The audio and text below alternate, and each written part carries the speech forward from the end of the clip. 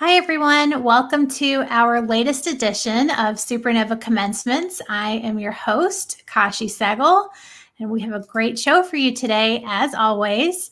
Welcome to our students and everyone watching around the world. We're streaming live everywhere, basically. Our guest today is a leader in the building and construction, property management, really commercial real estate space. And before we get to our speaker, I want to introduce a new segment that we're doing today, thanks to one of our amazing partners, Steppingblocks. Steppingblocks has a ton of data, and I have known them for a long time, so this is a very good example of networking and developing relationships. But they have a ton of data. They have like 100 million people worth of data. So lots of data, and they can analyze trends within an industry. So we thought it would be interesting to start this week to week and think about skills and other pieces of information that might be interesting for you as we think through the speakers for this week. So as we think about commercial real estate, the most common background for commercial real estate is a bachelor's degree in business, which is interesting. Some statistics for the construction and commercial real estate industry, on average, it's about 38, you're about 38 years old in the industry. 82% of the industry are male, 11% are veterans. So we definitely want to see more females get involved in the industry. The most relevant skills for the commercial real estate industry that are unique to that industry: corporate real estate, commercial property, leasing, and then some that are unique and associated with higher salaries: real estate economics, real estate development, and location intelligence. So you don't necessarily have to have understanding of development, but maybe big data and intelligence gathering in that respect.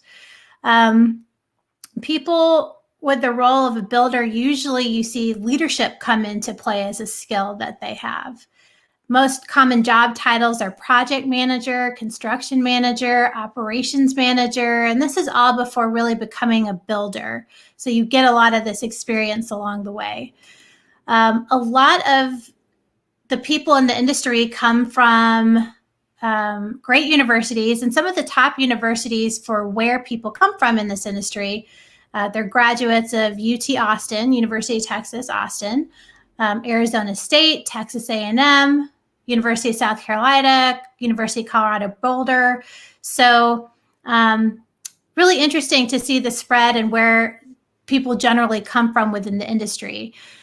So anyways, you can find out much more on the Steppingblocks platform, and you should check that out. We're linking to it from our website and from the show notes. So we have some special deals for you too in terms of the platform, so don't miss those.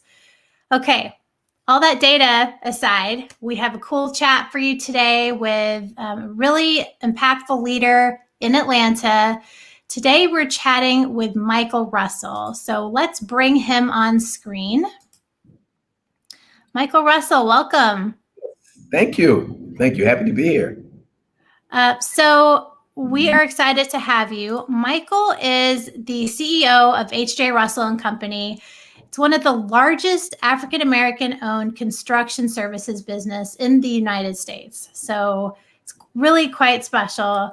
And Michael's part of a great family.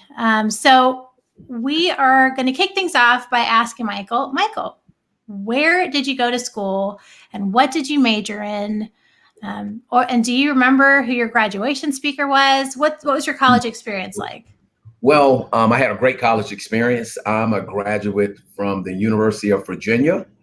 I'm from Atlanta, and I went to Charlottesville for undergrad and had a great time. I have zero idea who my graduation speaker was. I'm trying to think. It wasn't that impactful, and I'm sure I'd had a pretty good night before. So it was just one of those situations. But I did graduate. Then I'm a civil engineer. I'm a civil engineering graduate from UVA. So yes, had a great time there. And Awesome. I will say too, I after I came back here to Atlanta, but I also am a graduate from Georgia State University with a master's in business administration from Georgia State. That's right.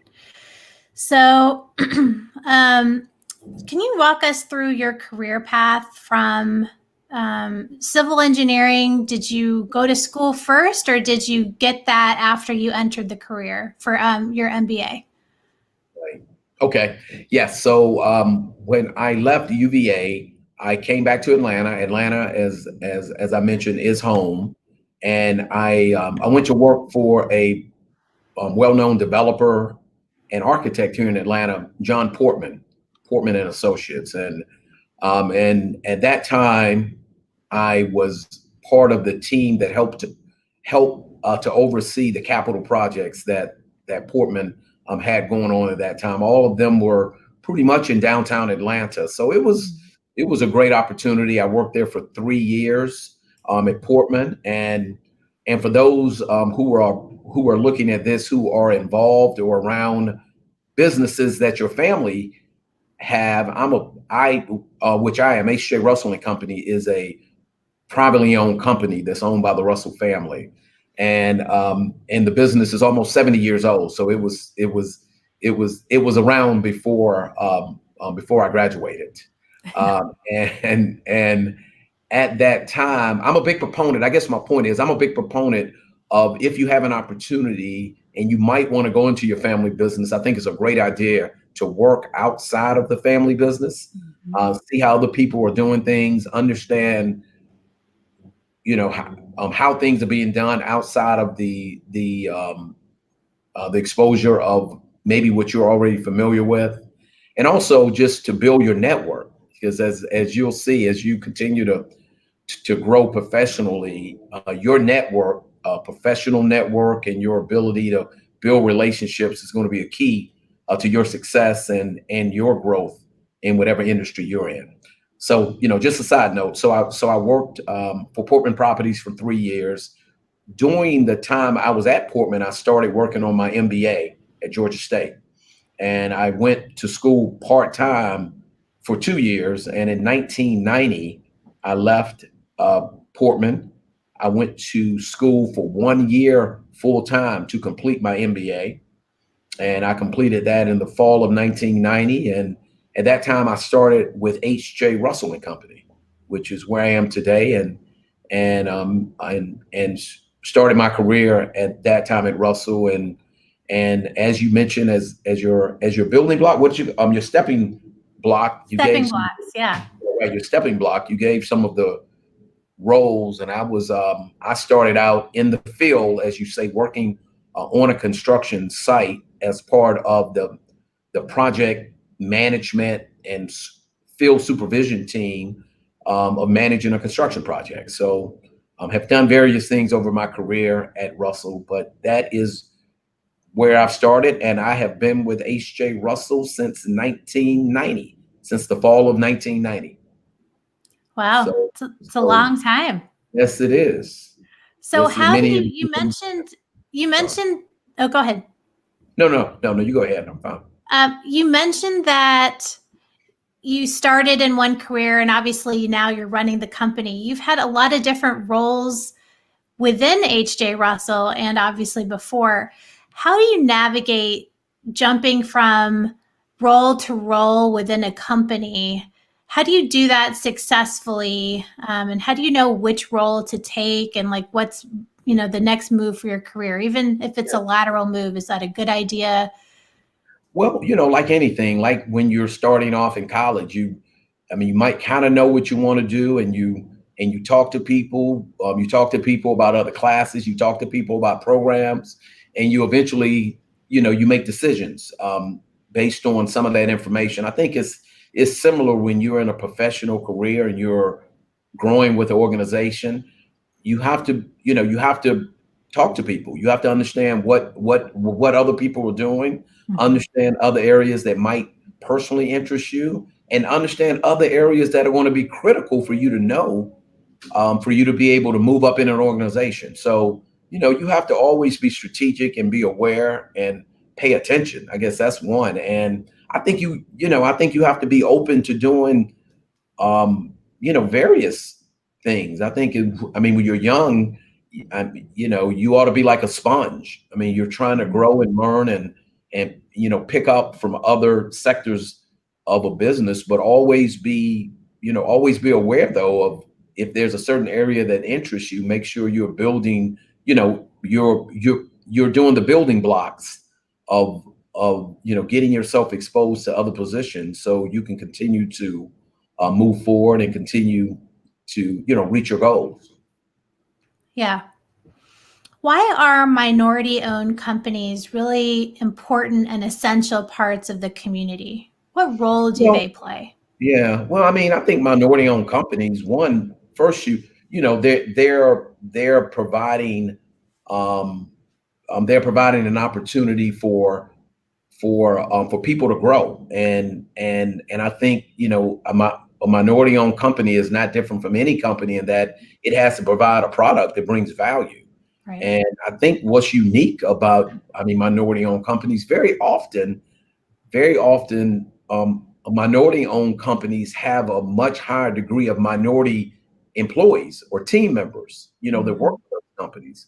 So when you think about the ecosystem of growing people and growing talent, a minority-owned company very often is able to build and grow talent that will stay a part of that company, but very well might go off and do their own thing if they're entrepreneurial, but because of that minority-owned company, that individual might have received an opportunity that could have been more challenging to receive at some of the larger majority-owned companies. That's what I've seen over the years, and our company is a great example of being able to have people that have worked at H.J. Russell, over the years, and now, frankly, have gone on to have their own organizations and flourish, and it's continued to build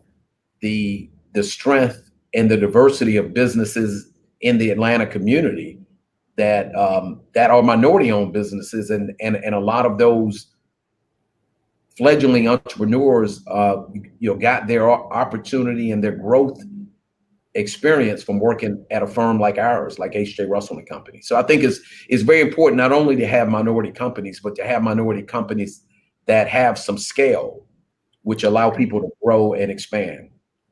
Right. Yeah, absolutely. Your dad, who was an incredible man, Herman Russell, he was warm, funny, driven, just a great, great guy. He was an entrepreneur, and he paved the way for so many in this city, in Atlanta, and around the country, breaking barriers and starting this very successful business. What do you think he would say about the state of things today, the state of our country today? How would he see opportunity? Well, he saw opportunity when, you would think there was no opportunity. So certainly, he grew a business in the 50s, 60s, 70s in the South, as a Black business person. And he was able to achieve a level of success that was very unusual for a Black man at that time. So he would see opportunities. He was optimistic. As you said, you got to know him. You knew he was a positive thinker. Glass always half full.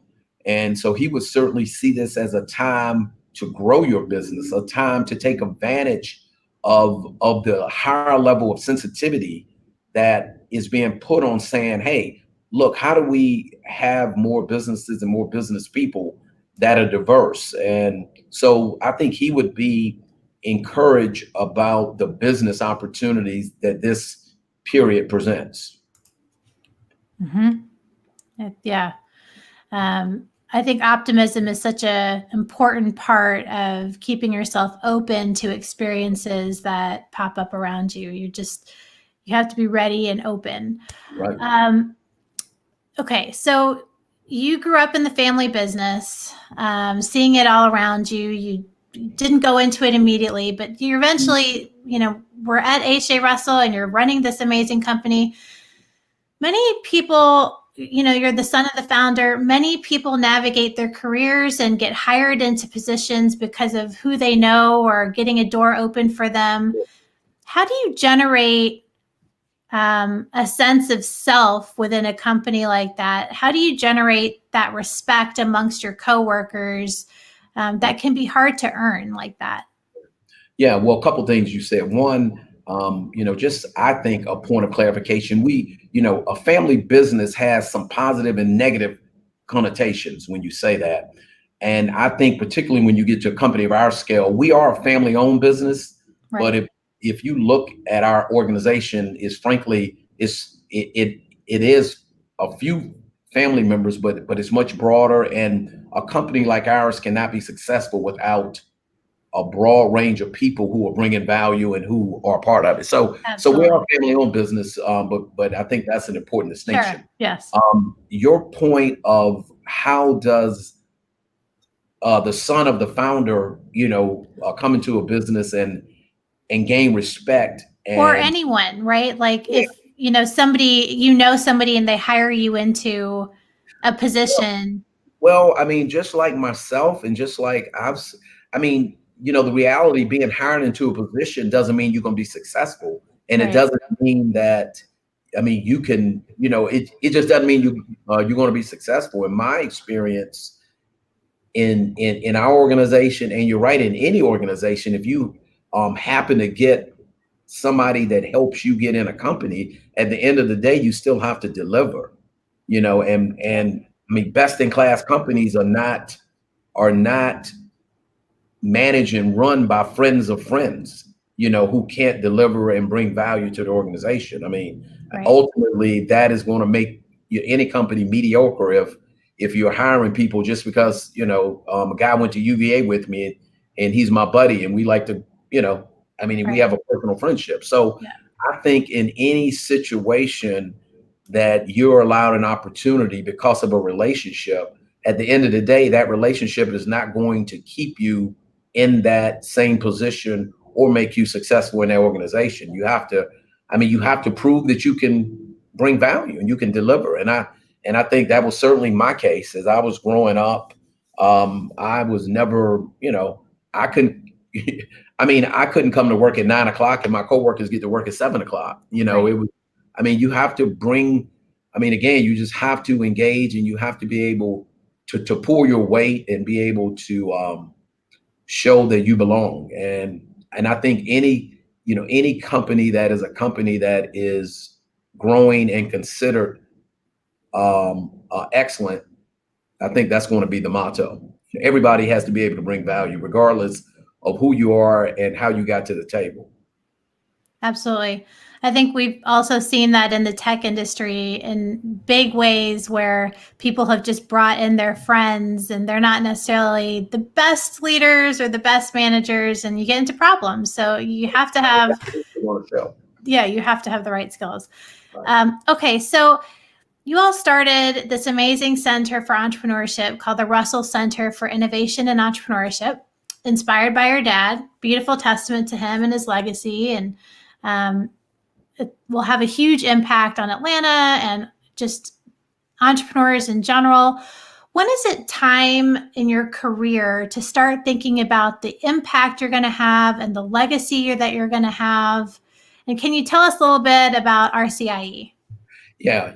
Well, RCIE, is the Russell Center for Innovation and Entrepreneurship, and really this was birthed about 4 years ago. It was actually after my father passed, but we saw it. The family, and I say the family, saw this as a way to give back, make an impact. It is a legacy to my father, who we consider an ultimate entrepreneur. But at the end of the day, what the center is all about is growing entrepreneurship. How do I take, somebody on the part of this conversation today? How do you take a business that's a 1-person business today and make it a 10-person business in 2 years? How do you create the ecosystem where that entrepreneur can continue to learn and grow of how to grow a business, and how do you provide the ecosystem of relationships and banking mentors, to other entrepreneurs who help to inspire you, and from just some of the teaching and the exposure you get at the Russell Center. It's about growing entrepreneurship, particularly in the Black community. I mean, that's we unabashedly feel we are trying to grow entrepreneurship in the Black community, and make that a way to build sustainable wealth.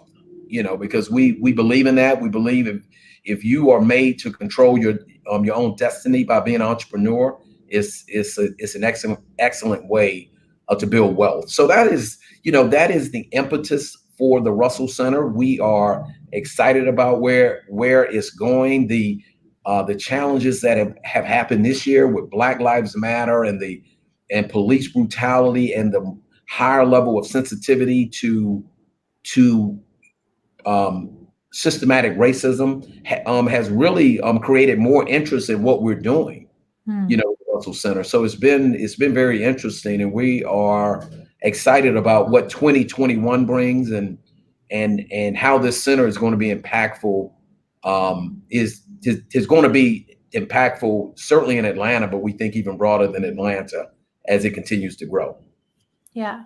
And how do students start thinking about impact? Is that too early? Or when should they really start thinking about legacy? Well, I mean, I think legacy. I was fortunate to grow up and see how giving back is essential to really sustaining a community. So I fortunately saw that, and I think people, as you continue to grow, I don't know the right time, but I think the right time is when you recognize that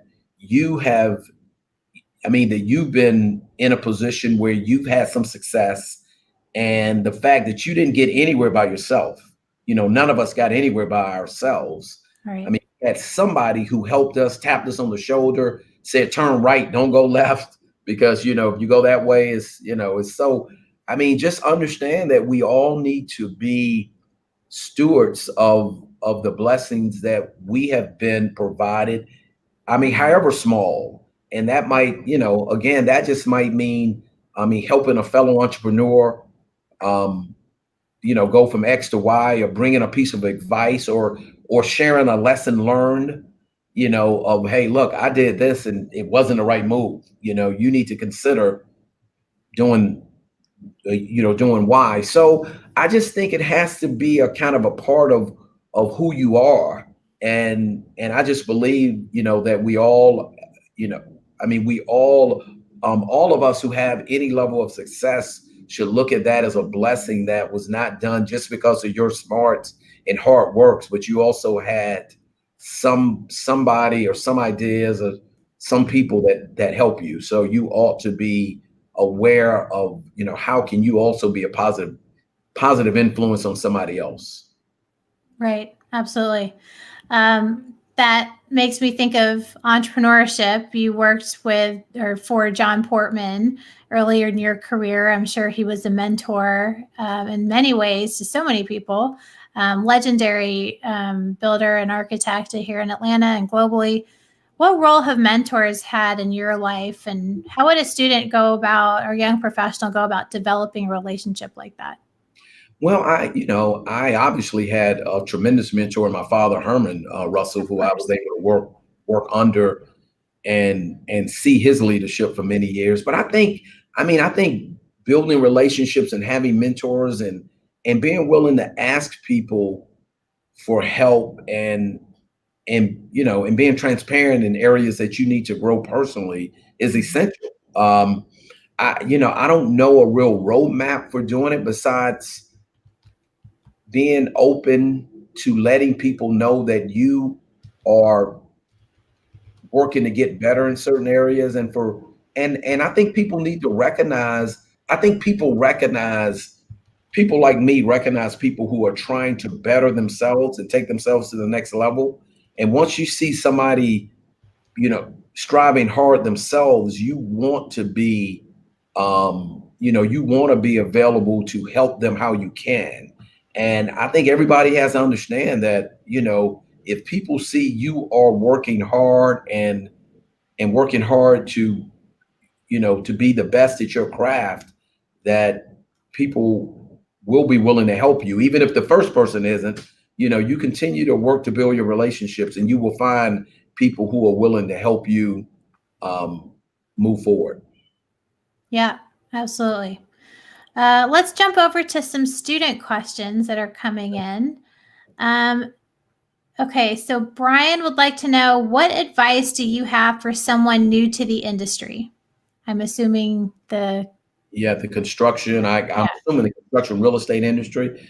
Yeah. As you asked me earlier, I think what I would say to somebody is just jump in and be willing to do anything.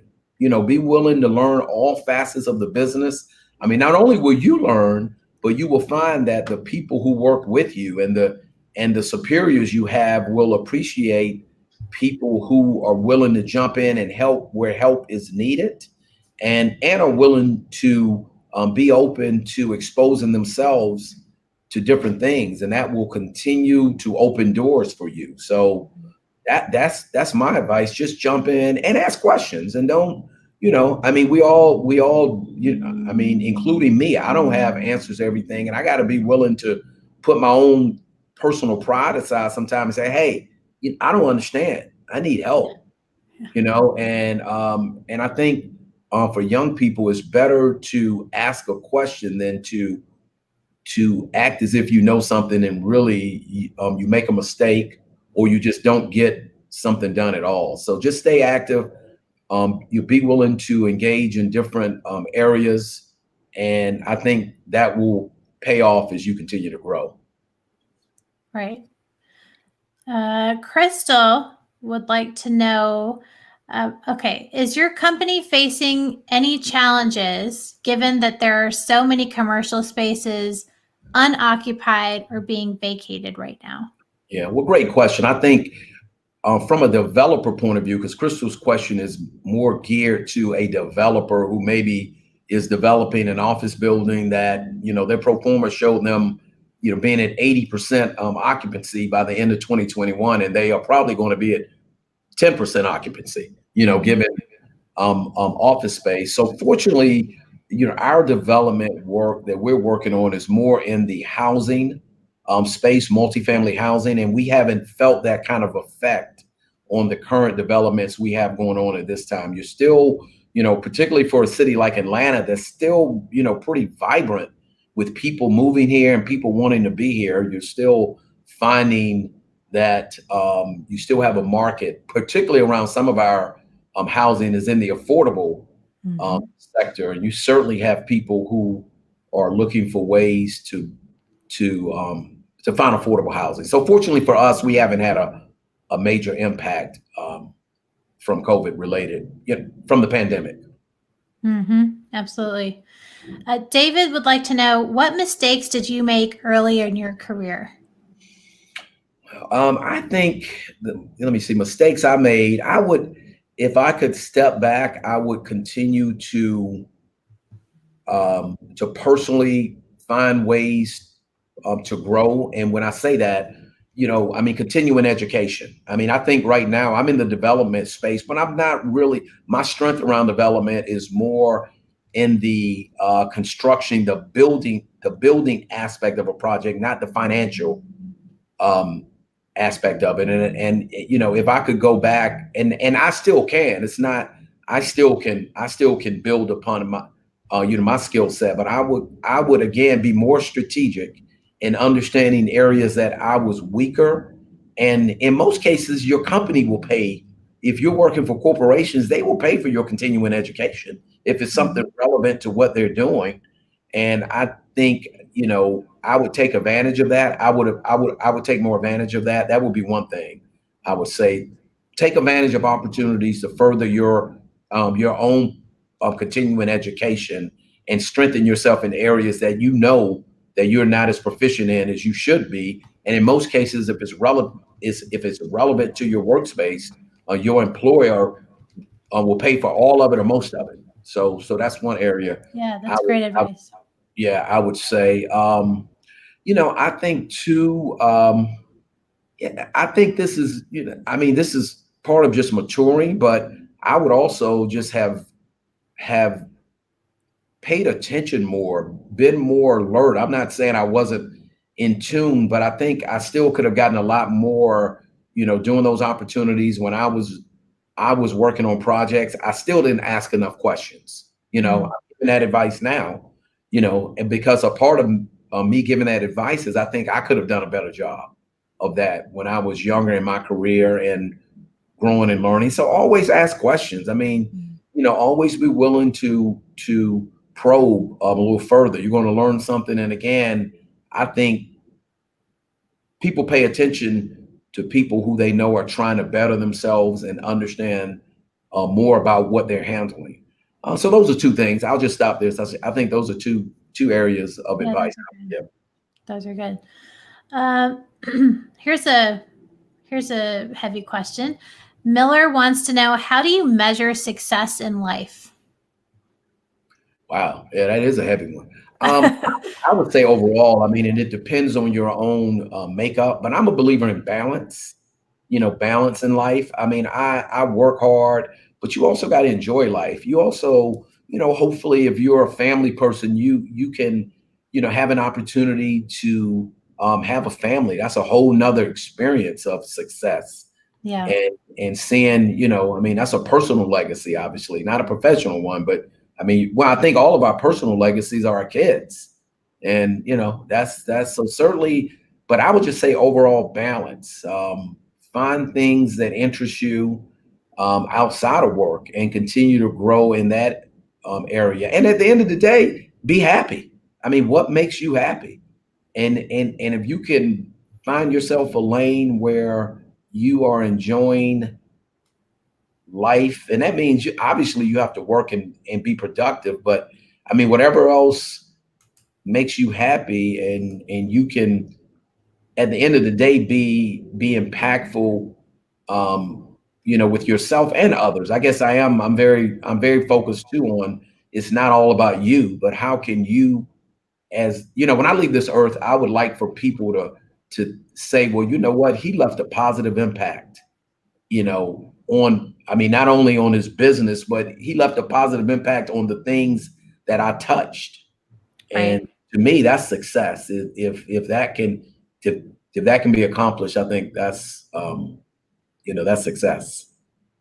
Yeah, definitely. Okay, we have a lot more here. Nichelle would like to know, what do you consider to be the most crucial decision you made to get to where you are today? Wow. So good questions. Yeah. What would be, Nichelle asked, what would be the most crucial decision? I don't have a watershed moment like that. I really don't. I think, well, what I probably would say this, to get to where I am today, I'm CEO for our organization, H.J. Russell & Company, but I wasn't focused on being CEO. I was focused on being impactful, getting back to that word, on making sure whatever I did, I was going to make a difference, and I was going to, have a positive influence. And I think, as I think about it, that, my own psyche around just make a positive difference, impact the things that you touch in a smart way, was more important than striving or positioning, myself to be in a certain role. And I think I would say it gains you more respect from people if you're more authentic and just trying to do, do the right thing and being respectful to other people. I think that ultimately, gains you more respect than being overly ambitious or overly focused on just trying to reach your goal and leaving bodies, in the street while you're doing it. Right. Yeah, it's never a good thing. Yeah. Mike would like to know, is this the right time to start a business? Mike, it could be. It's just, it depends.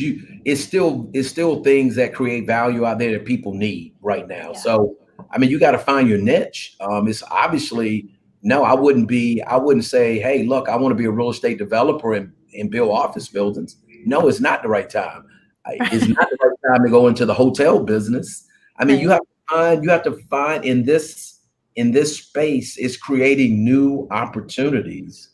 And I think, I mean, creative people will find a way to say, look, this is something that's value added and that nobody's providing it. It's something I could do and make a living from it. So yes, I think you can. You just got to find your niche.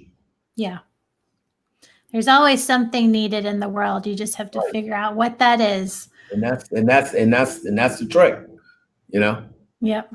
Yep.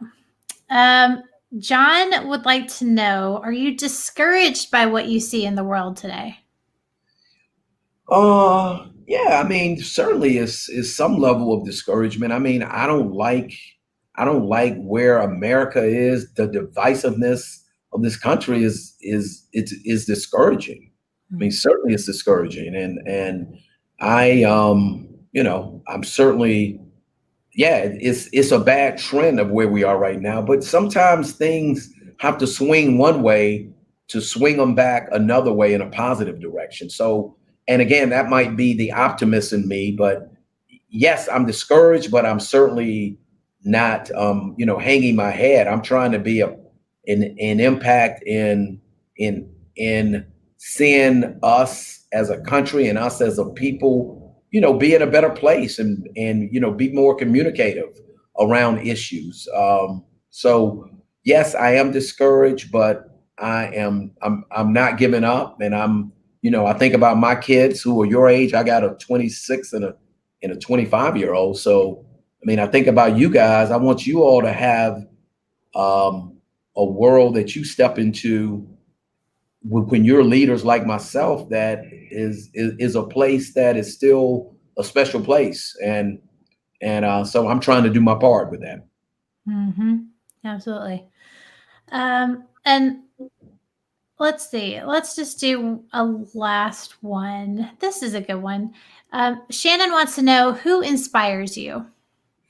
Who inspires me? It's a good one to end on. Yeah, I mean, I think, I find different ways to be inspired all the time. Certainly, I have a wife who has dealt with a lot of medical issues, and she inspires me with her resilience. I think about my own situation, and but she inspires me by her resilience and positivity, and it makes me think, the little things that might ail me or get in my way, I shouldn't let those stop me from moving forward. So that's certainly a sense of inspiration for me. I'm inspired by the legacy of what I've been entrusted to run. I'm running a business that's almost 70 years old, that was started by my father, and it impacts communities. It impacts people who come into contact, those who work for us, and those who we service. So, I mean, I'm inspired to continue to build upon that in a positive way. So those are two things that inspire me. It's really beautiful. And Michael's wife, Lavette, is an amazing individual. So it's wonderful to hear you bring her up. Okay, well, we're quickly running out of time today, you guys. So we are going to tell Michael thank you. We're appreciative of his time. You can find all of our upcoming guests, you guys know this, on our website, supernovacommemcements.com. Watch the past shows, see who's coming up, and you can find us on every social site. Drop us a note. Tell us what's going on with you. Share your thoughts, comments. We'll keep up with you and send out any advice you need. And we've got some really exciting opportunities coming up for grants, internships, scholarships, and other ways to get involved. So stay tuned, sign up for the mailing list so that you don't miss out. Next week, we're going to continue our Arts Month with Areta Baumgartner, who is the Education Director for the Center for Puppetary Arts. So it's going to be a really interesting chat, and maybe she'll bring a puppet. And so, Michael, thank you again for being here. Do you have any closing thoughts for our students? Well, I think the question about, is it a good time to start a business? And again, yeah, maybe, if you have the right idea, it's certainly not, it is a good time with the right idea, because this situation is changing the paradigm and what's needed. So I would kind of extend that to everybody to stay positive. I know if you're graduating, you probably have run into some roadblocks in some areas, but stay positive. This will pass, and you have to be flexible and adaptable. This is making many of you grow up a little quicker than you probably want to, but it is what it is, and understand that this too shall pass. And if you keep a positive spirit and a creative spirit, and again, continue to find ways to add value, things will work out. So I want everybody to continue to hang in there, and you're happy to be with you today. Yeah, that's awesome advice, and students really embrace that, because it's a unique time and you can use it to your advantage and make the most of it. So have a great week. It's a blessing to be a blessing. So be kind as you go through your days today, and stay safe and healthy, and we'll see y'all soon. Thanks. Okay. Bye-bye.